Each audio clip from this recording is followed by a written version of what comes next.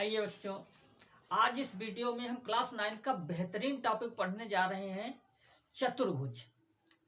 ठीक है, क्वाड्रिलेटरल्स पढ़ेंगे। और क्वाड्रिलेटरल पढ़ने से पहले मैं आपको बताना चाहूंगा कि अगर आपने अभी तक मेरे इस वीडियो को सब्सक्राइब नहीं किया है तो इसको आप सब्सक्राइब कर लें और बेल आइकन को अवश्य दबाएं ताकि आने वाले वीडियो का नोटिफिकेशन आपको मिल सके।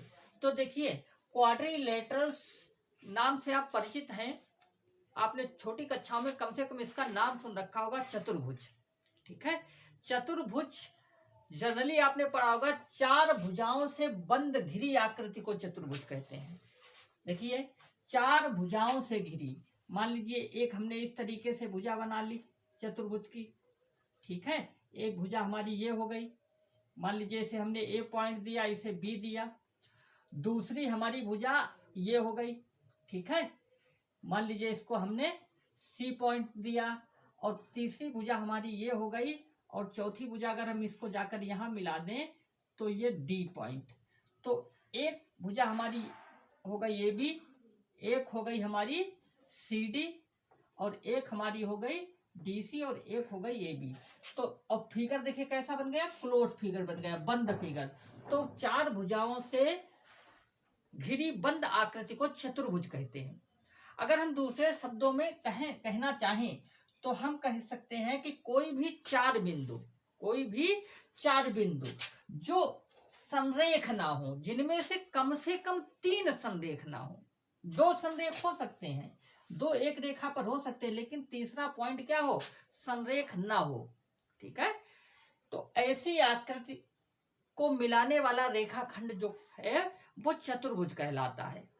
तो चतुर्भुज क्या हुआ, चार भुजाओं से बंद आकृति को हम चतुर्भुज कहते हैं। या चार बिंदु आपको दिए हैं और चार में से कोई तीन बिंदु संरेख ना हो, दो संरेख हो सकते हैं लेकिन तीसरा संरेख ना हो, तो ऐसी आकृति जो बनती है वो चतुर्भुज होती है। ठीक है, और ये फिगर कैसा होता है, क्लोज्ड फिगर होता है, बंद फिगर होता है।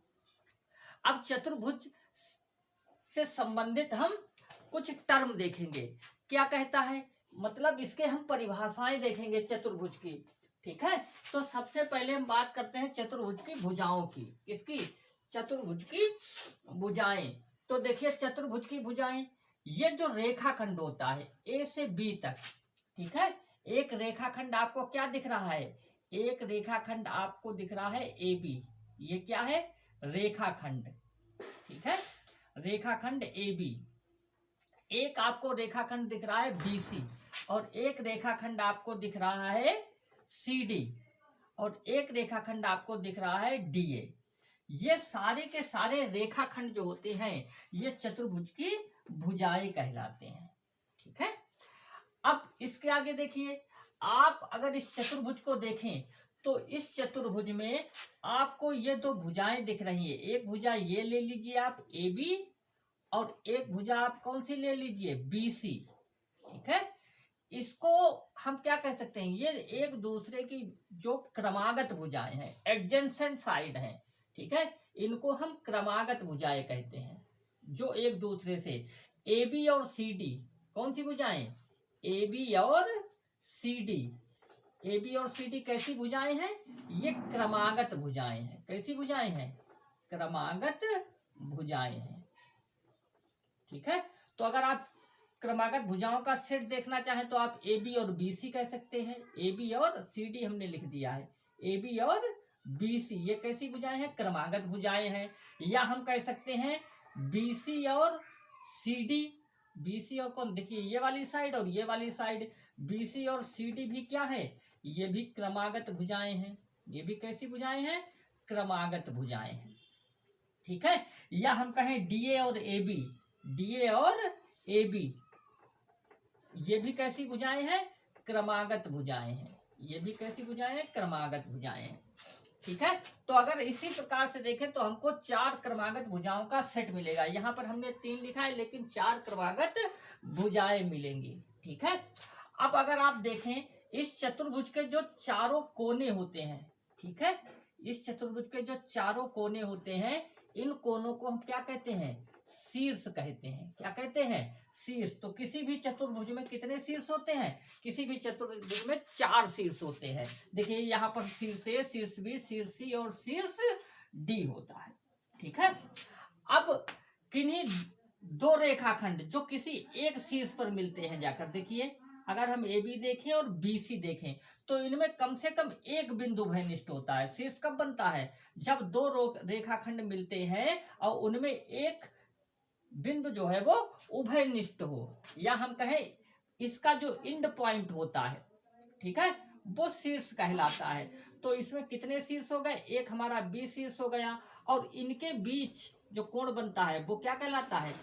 चतुर्भुज का कोण कहलाता है। एक कोण यहां पर बना, दूसरा कोण यहां पर बना, तीसरा कोण यहां पर बना और चौथा कोण यहां पर बना। आप किसी को 1 2 3 4 मान सकते हैं, लेकिन चतुर्भुज के अंदर कुल मिलाकर कितने कोण बनते हैं? 4 कोण बनते हैं। ठीक है। और ये आपने पढ़ रखा होगा, चतुर्भुज के चारों कोणों का योग कितना होता है? चतुर्भुज के चारों कोणों का योग, ठीक है, चारों कोणों का योग बराबर होता है 360। ये आपने बचपन में पढ़ी होगी कहानी कि चतुर्भुज के चारों कोणों का योग कितना होता है? 360 अंश होता है। ठीक है। अब अगर हम देखें तो चतुर्भुज के ये कोण, इस कोण की बात करें और इस कोण की बात करें तो ये कैसे कोण हो गए? क्रमागत कोण हो गए। तो 1 और 2 क्रमागत कोण हो गया, 2 और 3 क्रमागत कोण हो गया, 3 और 4 क्रमागत कोण हो गया, 4 और 1 क्रमागत कोण हो गया। तो अगर क्रमागत कोणों की बात कर रहा है, ठीक है, कहीं पर उसने क्रमागत कोण कह दिया, तो आप क्रमागत कोण कैसे पहचानेंगे? क्रमागत कोण का मतलब 1 और 2 कैसा कोण है? 1 और 2 क्रमागत कोण है। या हम कहें 2 और 3 कैसे कोण है? ये भी क्रमागत कोण है। 3 और 4 कैसे कोण है? ये भी क्रमागत कोण है। और 4 और 1 क्या है? ये भी क्रमागत कोण है। देखिए ये सारी जानकारी हम आपको इसलिए दे रहे हैं ताकि आप चैप्टर को अच्छे से समझ सकें। उसके लिए आपको बेसिक बहुत अच्छे ढंग से आना चाहिए। ठीक है। तो किसी चतुर्भुज में आपने देखा यहाँ तक 4 भुजाएं होती हैं, 4 कोण होते हैं, 4 शीर्ष होते हैं। चतुर्भुज के चारों कोणों का योग 360 होता है। अगर हम क्रमागत भुजाओं की बात करें तो वो भी, उनका भी सेट 4 बनता है, A B B C, B C C D, C D D A और डी ए और ए बी। तो क्रमागत भुजाएं भी कितनी बनेंगी? 4 बनेंगी। तो चतुर्भुज का मतलब 4 4 का सेट बनता है। ठीक है। इस प्रकार से इस चतुर्भुज के बारे में हमने पढ़ा है। अब इस बोर्ड को इरेज करेंगे, उसके बाद आपसे हम बात करते हैं। देखिए अभी हमने आपको जितनी प्रॉपर्टी बताई, अब उसके आगे की बात करते हैं। उसमें क्या कहता है? देखिए हमने समांतर चतुर्भुज के आपके सारे गुण बता दिए। अब अगर कहें समांतर चतुर्भुज के सम्मुख कोण भी आपस में बराबर होते हैं। सम्मुख कोण मतलब आमने सामने का कोण भी आपस में बराबर होता है समांतर चतुर्भुज का। ठीक है।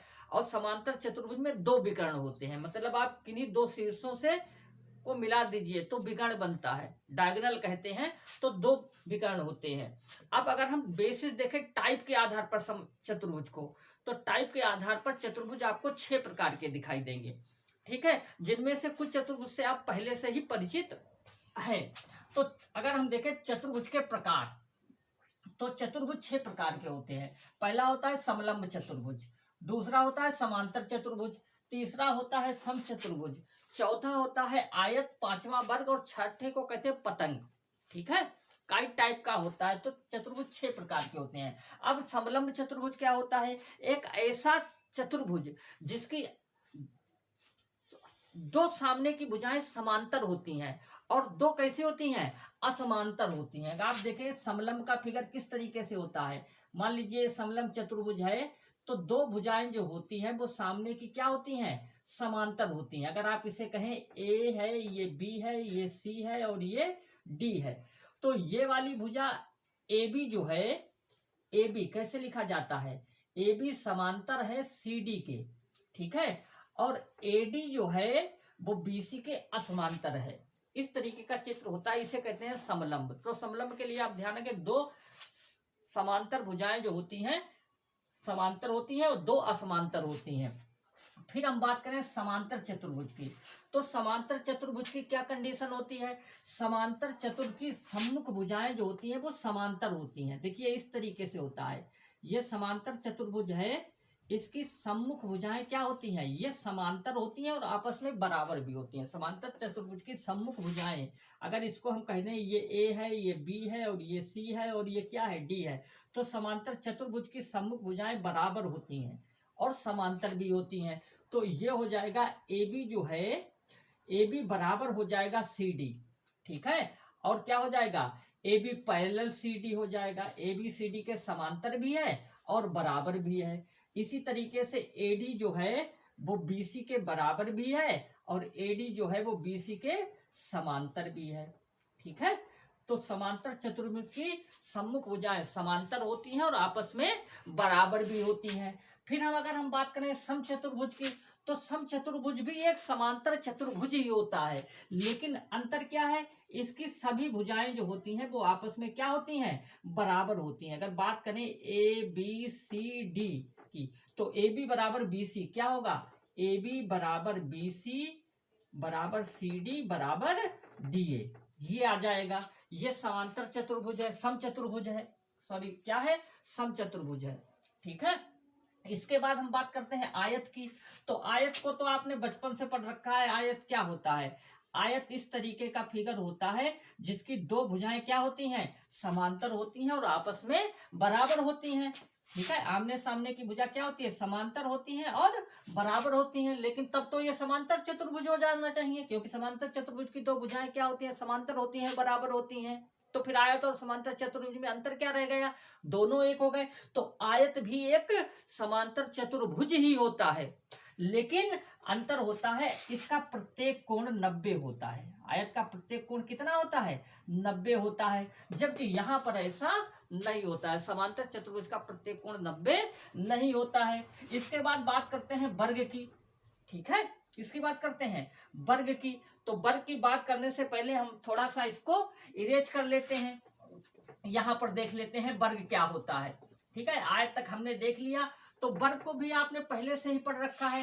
वर्ग क्या होता है, एक इस तरीके का फिगर होता है क्लोज्ड, चूंकि चतुर्भुज पढ़ रहे हैं, इस तरीके का क्लोज्ड फिगर होता है। अगर इसे हम नाम दे दें ए बी सी डी, ठीक है, तो ए बी सी डी क्या है, एक वर्ग है। अब वर्ग की विशेषता क्या होती है, वर्ग की चारों भुजाएं आपस में बराबर होती हैं। वर्ग की चारों भुजाएं क्या होती हैं, आपस में बराबर होती हैं। देखिए समांतर चतुर्भुज और समचतुर्भुज की बात की थी तो ये कोण 90 नहीं होता, लेकिन वर्ग का ये प्रत्येक कोण क्या होता है, 90 होता है। ये कोण 90 का होता है, ठीक है, प्रत्येक कोण 90 का होता है। और भुजाएं क्या होती हैं, ए बी बराबर बी सी बराबर सी डी बराबर डी ए, आपस में सभी भुजाएं बराबर होती हैं और इनका प्रत्येक कोण क्या होता है, 90 होता है। लेकिन ये इसमें नहीं होता है, ये इसमें नहीं होता, इसका कोण जो है वो 90 नहीं होता, इसलिए अलग है। तो आयत भी क्या है, देखिए आमने सामने की भुजाएं बराबर है, तो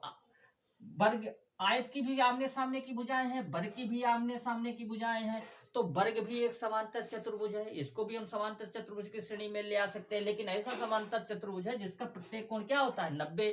आयत भी एक समांतर चतुर्भुज है जिसका प्रत्येक कोण क्या होता है, 90। आमने सामने की भुजा बराबर होती है, वर्ग में सभी भुजाएं आपस में बराबर होती हैं। इसके बाद हम देखते हैं पतंग को। किसको देखते हैं, पतंग, काइट देखते हैं, ठीक है, काइट देखते हैं। अब काइट आपने पतंग का आकार देखा होगा, एक ऐसा आकार होता है, एक ऐसा आकार होता है। और फिर आपने देखा होगा कैसा आकार होता है, ऐसा आकार होता है। मतलब इस तरीके का जब आप चतुर्भुज देखेंगे, ठीक है, तो उसको आप क्या कह देते हैं, कहते हैं ये भाई पतंग है, ए बी सी डी। अब इसकी विशेषता क्या होती है, जो इसकी आसन्न भुजाएं होती हैं, क्रमागत भुजाएं होती है, इनका युग्म आपस में बराबर होता है। इसका मतलब ए बी जो है वो किसके बराबर होता है, बी सी के बराबर होता है। और ये दो भुजाएं जो होती हैं ये आपस में कनेक्ट हैं, कनेक्टिंग साइड्स जो होती हैं वो इक्वल होती हैं। इसमें ए डी बराबर क्या होता है, ए डी बराबर डी सी होता है या सी डी होता है।